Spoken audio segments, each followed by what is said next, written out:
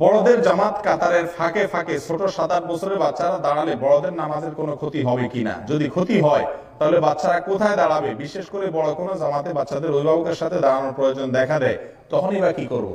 খুব দরকারি একটা মাসালা এবং মজার একটা মাসালা। দেখেন, বাচ্চাদের মসজিদে আসার বিষয়ে নানা রকম কথা আপনারা শুনেন।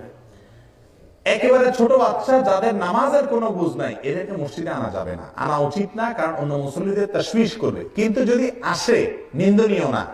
এখানে রাসূল আকরাম সাল্লাল্লাহু আলাইহি ওয়াসাল্লাম নাতিকে কোলে নিয়ে নামাজ পড়ছেন, এরকম হাদিসও আছে। খুতবা রেখে নেমে গেছেন, নাতি পড়ে গেছে, তাই কোলে নিয়ে যায় আবার দাঁড়ায় খুতবা দিবেন, এরকম আছে। এখন যদি খতিব সাহেব আপনাদের মসজিদে মিম্বর থেকে আয়েশা নাতি কোলে নিয়ে আবার যায় খুতবা দেয়, চাকরি থাকবো? আপনারা বলবেন যে হুজুর তো আস্ত দুনিয়াদার একটা, অথচ রাসূল সাল্লাল্লাহু আলাইহি ওয়াসাল্লাম এরকম করছেন। এই জন্য বাচ্চাদেরকে মসজিদে আসা, এই হাদিস থেকে বোঝা যায় এটা নিষিদ্ধ না। হ্যাঁ, যে বাচ্চা ডিস্টার্ব করবে, পেশাব পায়খানা করে দিবে, তাকে না আনা উচিত।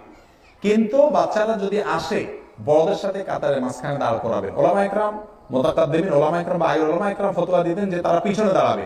কিন্তু এখন বর্তমান যে আপনার ওই যে কি বলে কিউ যুগ আসছে এখন, এই যে পোলাপাইনের যে আপনার কার্টুনের যুগ, এই যুগে পোলাপাইন যদি সবগুলোর পিছনে একসাথে দিয়ে দেয়, ওরা বলবে মাশাআল্লাহ আমরা পাইছি আজকে, তোমাদের একসাথে নামাজ পড়ায় ছাড়াই দিন আজকে, পুরো মসজিদের মুসল্লি সবগুলোর নামাজ একসাথে ছাড়াই দিবে না ওরা।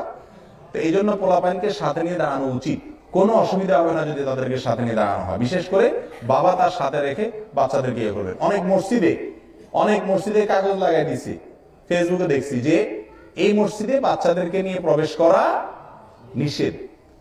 কে অধিকার দিছে আপনাকে মসজিদে বাচ্চাদের প্রবেশ করতে নিষেধ করা? রাসূল আকরাম সাল্লাল্লাহু আলাইহি ওয়াসাল্লামের যুগে মহিলা বাচ্চাদেরকে মসজিদে আসার সুযোগ দিয়েছেন। এবং আজকের বাচ্চা আগামী দিনের মুসল্লি, সে আজকে মসজিদে না আসলে সে কি থেকে শিখবে? আমাকে এদেশের নাম করা একজন আলেম, আমি নাম বলবো না, এক নামে সারা বাংলাদেশের প্রত্যেকটা মানুষ চিনবেন, ওনার ছেলে মদিনা ইউনিভার্সিটিতে পড়ে, আমাকে বলছে একদিন যে শেখ, আমি ছোটবেলার কথা মনে উঠলে আমার এখনো কষ্ট হয়। কি হয়েছে? বলে যে কোনো মসজিদে যাইতাম, প্রত্যেকটা মসজিদে 2-3টা বুড়া থাকে, এদের কাজ হলো ছোট পোলাপান আসলে এগুলোর 14 গোষ্ঠী উদ্ধার করা। একটু আশা ভরসা করে মসজিদে যাইতাম, পোলাপান মানুষ একটু দুষ্টামিতে করবোই, উনি এমন জোরে ধমক দিত মনে হয় যে আমি চুরি করতে আসছি। এই কারণে অনেক পোলাপানের মসজিদ থেকে এই যে পথছাড়া হয়, আর মসজিদে তারা আর আনা যায় না। এই ছেলে যে পথা হলো, এর জন্য আপনারা দায়ী থাকবেন যারা বাধা দিবেন। বাচ্চাদের দুষ্টামিকে হজম করতে হবে, মনে রাখবেন, তাদের দুষ্টামিকে হজম করতে হবে, সহ্য করতে হবে, এবং এটাই হলো সুন্নাহ। তবে হ্যাঁ, আগেই বলছি, একেবারে ছোট বাচ্চা পেশাব পায়খানা তামিজ করতে পারে না, নামাজ বুঝে না, এদেরকে মসজিদে এনে মসজিদে মুসল্লিদের তাশবিশ করা উচিত না। আর যদি মনে করেন আমার মসজিদে কয়েকদিন আগে এক বাচ্চা না পেশাব করে দিচ্ছে, তো পেশাব করে দিলে আমি ছিলাম না, পরে আমার কানে আসছে খবর, বলে যে এক দুজন ভেবে গেছে, বলে যে খতিব সাহেবের কারণে মসজিদে অবস্থা, খতিব সাহেব শুধু বাচ্চাদের মসজিদে আনতে বলে, দেখছেন পেশাব করে দিচ্ছে। তো এখন পেশাব করে দিছে এরকম বাচ্চা তো আমি আনতে বললি, এখন উনি আইনা মসজিদে পবিত্রতা নষ্ট করলেন, বাচ্চা পেশাব করছে। তা আমি বলি এরকম যদি হয়, তাহলে বাচ্চার বাপের দোনো হাতা গোছায়া এরপরে ধরে আচ্ছা তরে মাইর দিবেন না, বকা দিবেন, গালিগালাজ করবেন না, সুন্দর করে বুঝাই বলবেন যে ভাই আপনার কি আকল বুদ্ধি নাই, এই বাচ্চাটা প্যাম্পাস পরে আনছেনই যখন, এভাবে আনলেন কেন, তাকে বুঝাই দেন। কিন্তু খবরদার বাচ্চাকে ধমক দেওয়া যাবে না।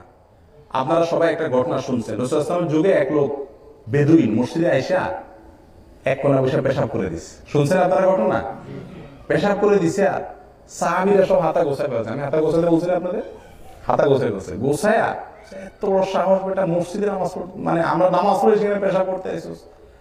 রাসূল আকরাম সাল্লাল্লাহু আলাইহি ওয়াসাল্লাম বলছেন দাউ ওয়ালা তুযলিমু, খবরদার ছেড়ে দাও তাকে, একটা মানুষ তাকে ধমক দিবা না, তাকে শেষ করতে দাও, পেশাব শেষ করতে দিয়ে। এরপর তাকে ডেকে আনছে বলছেন ভাই, আমাদের এই ঘরটা আমরা নির্মাণ করছি শুধু আল্লাহর ইবাদতের জন্য, পেশাবের জন্য আলাদা ঘর আছে আমাদের। সে বেচারা বেদুইন মানুষ, মরুভূমিতে থাকে, যেখানে খায় সেখানে আগে বুঝে না, তা তাকে বুঝাই দিলেন যে এখানে আমরা পেশাব করি না। সুন্দর করে বুঝাই দেওয়াতে উনি তখন বললেন আল্লাহুম্মা রহামনি ওয়া মুহাম্মাদা ওয়ালা তারহাম মা'ানা আহাদা, আল্লাহ আমারে আর মুহাম্মদরে মাফ করিও, আর একটারও মাফ করিও না।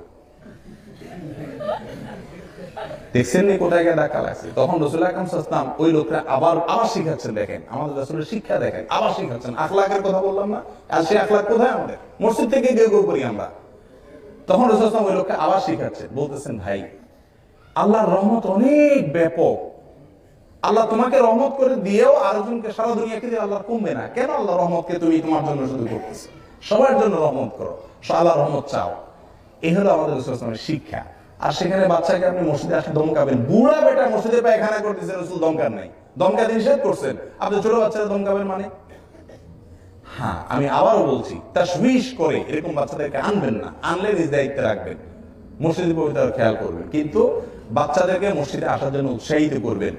আজকাল কিশোররা মসজিদে আসে না, আমরা ছোটবেলায় দেখছি কিশোররা প্রচুর মসজিদে আসছে। এখন ওই যে মসজিদে কিছু লোক থাকে, হাতা গোছায় থাকে, আসলে এগুলো দৌড়াবে, মনে হয় শয়তান আসছে মসজিদে।